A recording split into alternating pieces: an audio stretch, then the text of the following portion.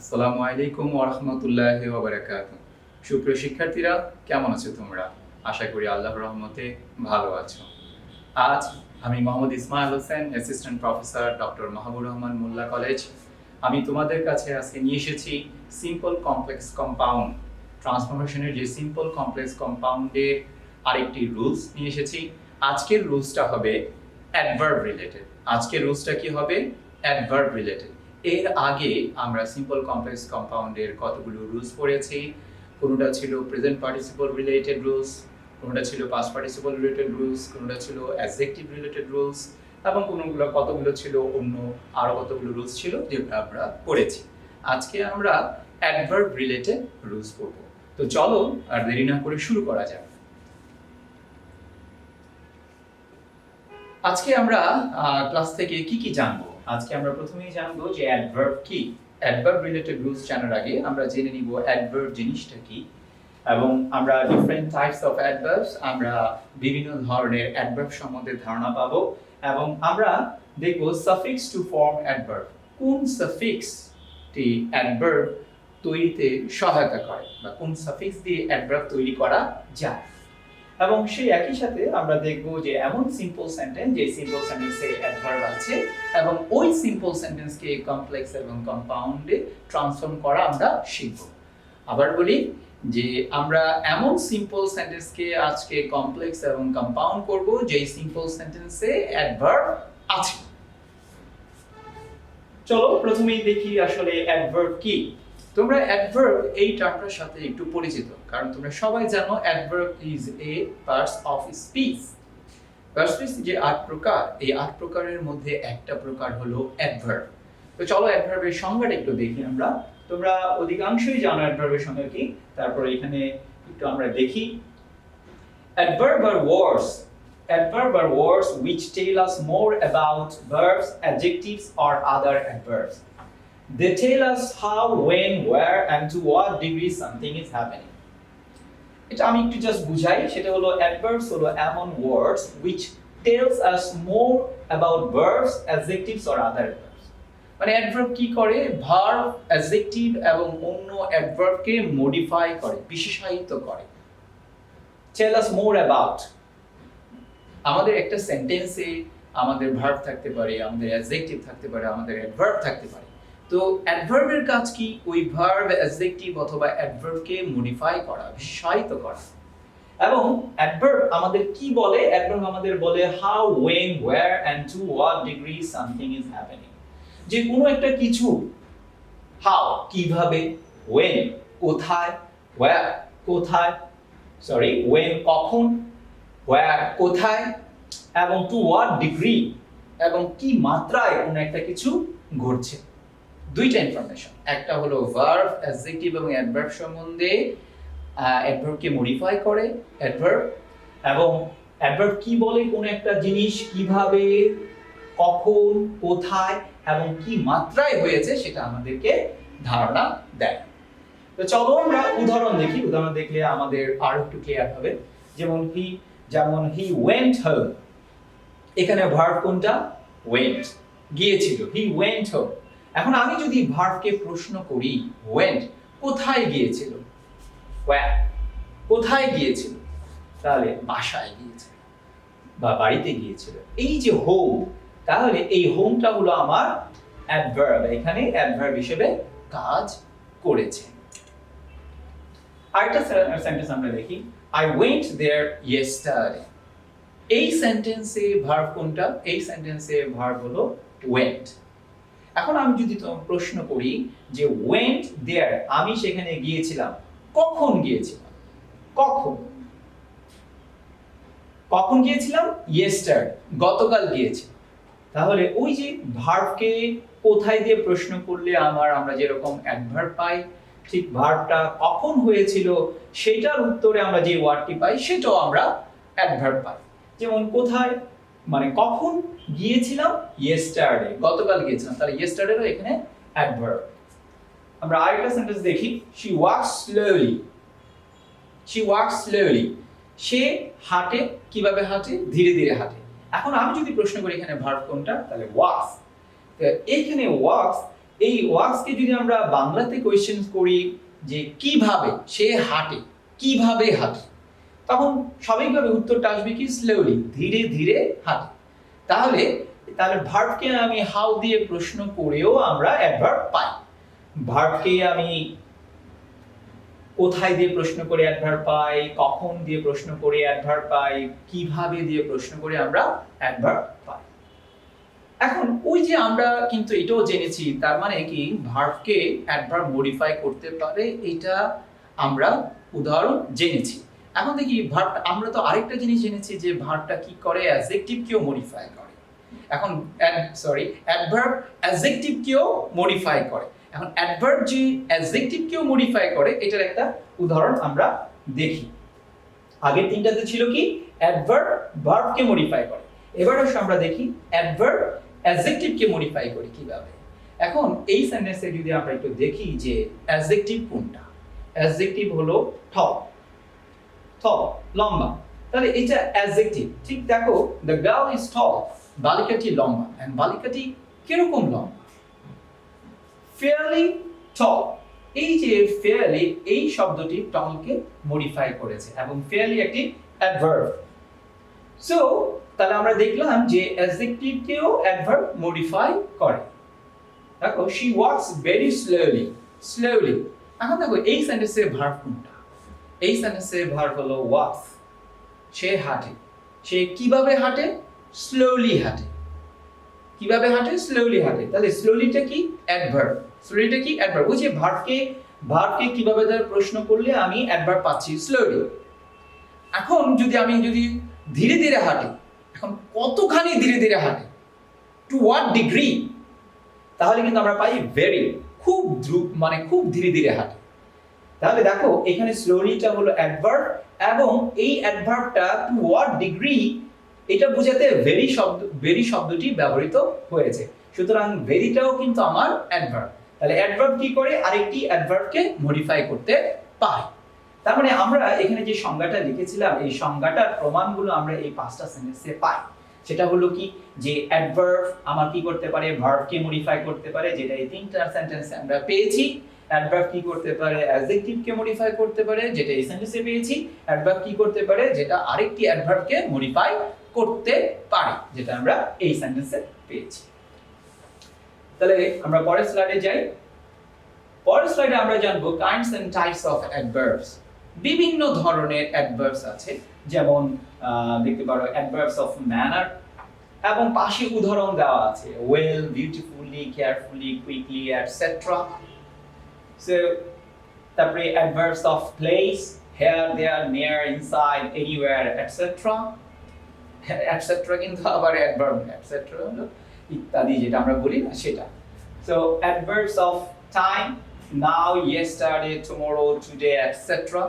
যেমন কি বলে এটাকে, অ্যাডভার্বস অফ টাইম দিয়ে, অ্যাডভার্বস অফ টাইম হলো সেই সমস্ত অ্যাডভার্ব যেগুলো সময় নির্দেশ করে। অ্যাডভার্বস অফ প্লেস হলো সেই সমস্ত অ্যাডভার্ব যেগুলো জায়গা নির্দেশ করে। অ্যাডভার্বস অফ ম্যানার হলো সেই সমস্ত অ্যাডভার্ব যেগুলো হাউ, ভার্বটা কিভাবে সংঘটিত হয়, হ্যাঁ, সেটা নির্দেশ করে, ধরন বোঝায় আর কি। অ্যাডভার্বস অফ ফ্রিকোয়েন্সি আছে, যেমন always, usually, often, normally, etcetera. Adverbs of degree আছে, very, so, totally, quite, really, etc. Adverb of probability আছে, যেমন probably, certainly, definitely, etc. Focus adverbs আছে, only, just, even, etc. Truth adverbs আছে, perhaps, certainly, undoubtedly, etc. Relative adverbs আছে, when, where, why, how. তোমাদের কি মনে আছে কিনা যে when, এগুলো কিন্তু WH word, when, where, why, এগুলো WH ওয়ার্ড, এবং এগুলো কিন্তু রিলেটিভ অ্যাডভার্বস হিসেবেও কাজ করতে পারে। ইন্টারোগেটিভ অ্যাডভার্বস আছে ঠিক এরকমই, এই when, where, why, how, এরা রিলেটিভ অ্যাডভার্বস হিসেবেও কাজ করতে পারে, এরা ইন্টারোগেটিভ অ্যাডভার্বস হিসেবেও কাজ করতে পারে। তো এই যে এদের কিন্তু অনেকগুলো উদাহরণ আছে, বিভিন্ন এই যে অ্যাডভার্বসের যে প্রকারভেদগুলো, এই প্রকারভেদগুলোর কিন্তু আরো উদাহরণ আছে। সো এগুলো আরো বিস্তারিত আলোচনার বিষয়, এগুলো আমরা মডিফায়ার যখন আমরা আলোচনা করব, তখন আমরা এই সম্বন্ধে আরো বিস্তারিত জানতে চেষ্টা করব। সো এই যে আজকে আমাদের যে তাছাড়া এই যে ইন্টেন্সিফায়ার অর কমেন্ট অ্যাডভার্বও আছে, যেমন luckily, unfortunately etcetera. Adverb of reason or purpose আছে, যেমন hence, therefore, so that, etcetera. So এই যে দেখো এখানে যে অ্যাডভার্বের বিভিন্ন প্রকারভেদগুলো দেয়া আছে, এইগুলোর মধ্যে কতগুলো দেখো নিচে আন্ডারলাইন করা আছে। Adverbs of frequency, adverb of probability, truth adverbs, intensifier or comment adverbs. So এই যে এখানে আন্ডারলাইন করার কারণ হলো আজকে আমরা যে রুলসটা পড়বো, সিম্পল সেন্টেন্সে যে রুলসটা পড়বো, এই সিম্পল সেন্টেন্সে এই রুলসটাতে আমরা দেখবো যে আজকে তো অ্যাডভার্ব রিলেটেড সিম্পল সেন্টেন্সের রুলসটা পড়বো, সেখানে দেখবে এই অ্যাডভার্বগুলো বেশি, দেখে যে এই প্রকারভেদের অ্যাডভার্বগুলো আমাদের বেশি আসে। তো এখানে একটা কথা বলে রাখি, ফরমেশন অফ অ্যাডভার্বস। আমরা যদি আগের স্লাইডের উদাহরণগুলো খেয়াল করি তাহলে দেখবো আমরা যে কতগুলো অ্যাডভার্ব অ্যালয় যুক্ত, অ্যালয় সাফিক্স যুক্ত হয়ে গঠিত হয়, এবং কতগুলো অ্যাডভার্বের পেছনে কিন্তু অ্যালয় নেই। তো এখানে একটা কথা দেখো, many adverbs are formed by adding the ly ending to adjectives. অনেক অ্যাডভার্ব গঠন করা হয়, কিভাবে গঠন করা হয়? অ্যাডজেক্টিভস এর পরে অ্যালয় এই সাফিক্সটি যোগ করে। যেমন আমরা যদি উদাহরণ দেখি, ব্যাড, এটা একটা অ্যাডজেক্টিভ, এখন এটাকে অ্যাডভার্ব করা যায় ব্যাডলি। কুইক, এটা একটা অ্যাডজেক্টিভ, এটাকে অ্যাডভার্ব করা যায় কুইকলি। এই যে কাইন্ড একটা অ্যাডজেক্টিভ, এবং কাইন্ডলি এটার অ্যাডভার্ব ফর্মটা হলো কাইন্ডলি। ঠিক একইভাবে ক্লিয়ার অ্যাডজেক্টিভ, এটার অ্যাডভার্ব ফর্ম হলো ক্লিয়ারলি। দেখো এই যে এখানে বিভিন্ন অ্যাডজেক্টিভগুলোকে আমরা এটার সাথে অ্যালয় যোগ করে আমরা অ্যাডভার্ব করতে পারছি। তো আজকে আমরা যে সিম্পল সেন্টেন্সগুলো, যে সিম্পল সেন্টেন্সে যে অ্যাডভার্বের রুলসটা সাধারণত পরীক্ষায় আসে সেটা হলো তোমার কি, যে ওই অ্যাডভার্বগুলো সে সম্বন্ধে অ্যালয় থাকে, সেই সমস্ত সিম্পল সেন্টেন্সগুলোকে কিভাবে আমরা কমপ্লেক্স এবং কম্পাউন্ড করব। তো চলো আমরা দেখি, এই যে চারটা একটু খেয়াল করে রাখো অথবা লিখে রাখো। সেটা হলো যে অ্যাডভার্ব থাকবে, সিম্পল সেন্টেন্সে অ্যাডভার্ব অ্যালয় যুক্ত, অ্যাডভার্ব অ্যালয় থাকবে, এবং এটাকে কি করতে হবে, কমপ্লেক্স করার সময় প্রথমে আমার ইট ইজ বা ইট ওয়াজ নিয়ে আসতে হবে। তারপরে আমার adjective form of adverb, adjective form of adverb, ওই অ্যাডভার্বে যে অ্যাডভার্বটা থাকবে সেই অ্যাডভার্বের অ্যাডজেক্টিভ ফর্ম লিখতে হবে। প্রথমে আমার ইট ইজ বা ইট ওয়াজ দিতে হবে, তারপরে আমার অ্যাডজেক্টিভ ফর্ম লিখতে হবে অ্যাডভার্বে। এখন সেটা সাধারণত কিভাবে করা যায়? সেটা সাধারণত দেখা যায় অ্যালয়টা বাদ দিলেই তোমার সেটা সাধারণত অ্যাডজেক্টিভ ফর্ম হয়ে যাবে। তারপরে আমার দ্যাট লাগবে, এবং তারপরে তোমার বাকি যে ক্লজটুক আছে সেটা আমাকে দিতে হবে।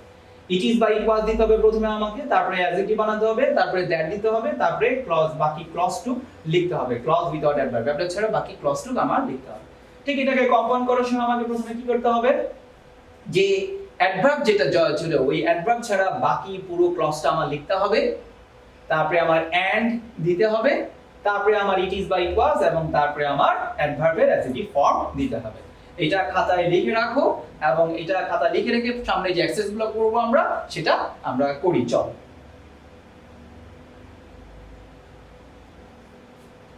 চলো আমরা প্রথমে একটা সিম্পল সেন্টেন্স দেখি। দেখো এই যে unfortunately he missed the class, তাহলে এখানে কোনো অ্যাডভার্ব আছে?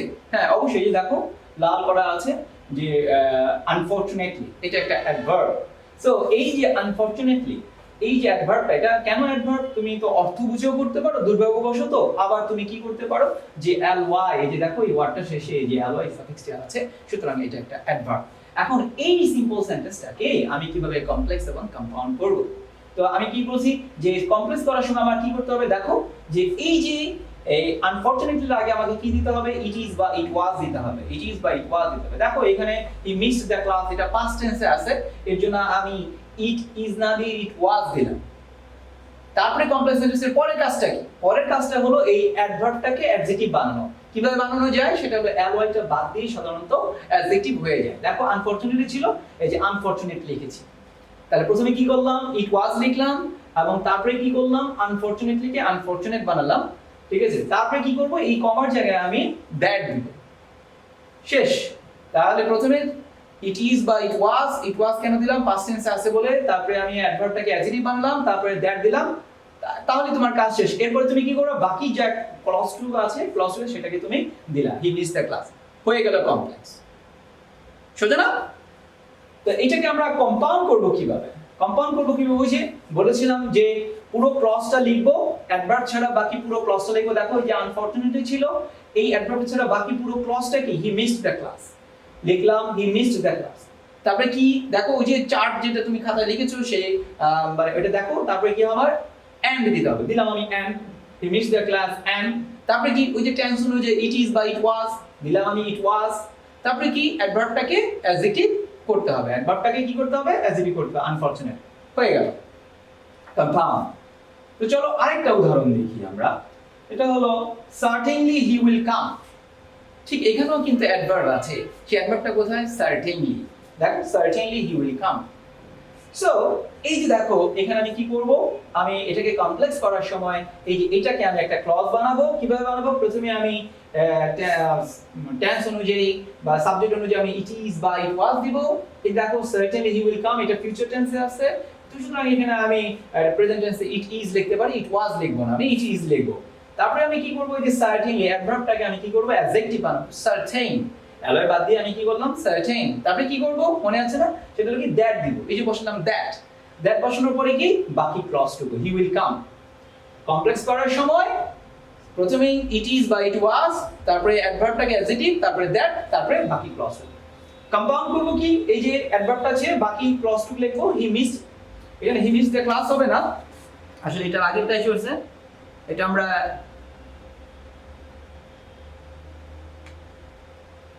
যেহেতু এখানে আছে হি উইল কাম আমরা লিখব, হি উইল কাম।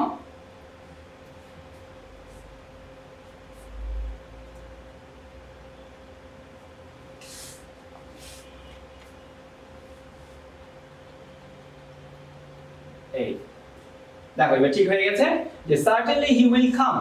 এই যে কি করলাম আমরা, এই যে he will come লিখলাম এবং এরপরে কি দিলাম, and দিলাম এবং it is certain, এই যে it is দিলাম এবং তারপরে তোমার কি অ্যাডভার্বটাকে আমি কি করলাম, অ্যাডজেক্টিভ বানিয়ে ফেললাম। সো এই যে দেখো, আশা করি তোমরা এখন বুঝতে পেরেছো যে অ্যাডভার্ব থাকলে আমি কিভাবে এটাকে কমপ্লেক্স এবং কম্পাউন্ড করব। একদম ইজি, জাস্ট মনে রাখো কমপ্লেক্স করার সময় it is বা it was, তারপরে অ্যাডভার্বটাকে অ্যাডজেক্টিভ বানাবো, তারপরে দ্যাট দিব। আর কম্পাউন্ড করার সময় কি করব, and দিতে হবে, তারপরে it is বা it was এবং অ্যাডভার্বটাকে আমি অ্যাডজেক্টিভ বানাবো। সো আশা করি তোমরা বুঝতে পেরেছো, এটা প্র্যাকটিস করবে বাসায়, এবং আজকে এই পর্যন্তই। আল্লাহ হাফেজ।